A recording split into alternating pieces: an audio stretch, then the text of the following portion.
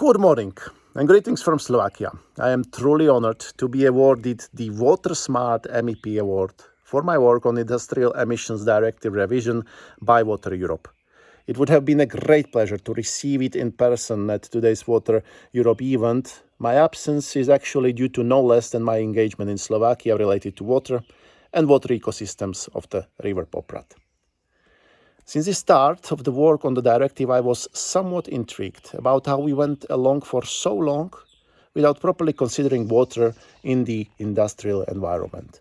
The fact that there is no production of energy without an energy source or energy carrier is not questioned, nor is the fact that there is no product without the supply of raw materials from which it is produced.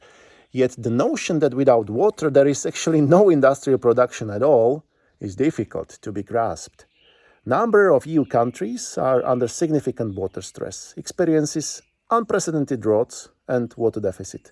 The risk that some of our industrial installation could become water-related stranded assets is becoming very real. We can adopt a populist narrative that there will always be enough water for every use at any moment in time without changing the status quo of how we treat water ecosystems, how we address the water energy nexus and water use and reuse in industry. We can argue that anybody who claims the different is just adopting a scaremongering tactics. Or we can work together on a regulatory framework that puts water question at the forefront on our transition towards a water-smart industrial environment. I have chosen the second option. And the idea that we need to work towards making our industry resilient by application of the best available techniques and emerging techniques relating to water, and to make sure that the emissions to water environment are such that the water body can cope with them. That was at the heart of what I, from my part, was negotiating on behalf of my political group. The water lessons can be learned the hard way. In an emergency regime by telling industry that it needs to reduce its water consumption by 50% or more.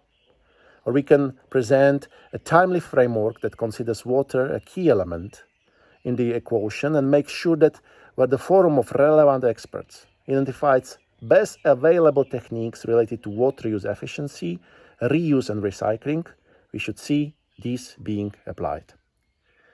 Exchanges with stakeholders on this legislation were very valuable to me and to the work of the whole Parliament team. It would have been a great pleasure to be with you today with a broad range of stakeholders, scientists, technology developers, decision makers and finance experts who all care about water. I wish you a successful event and I look forward to a future cooperation. Thank you very much once again for the beautiful award and see you next time. Bye-bye.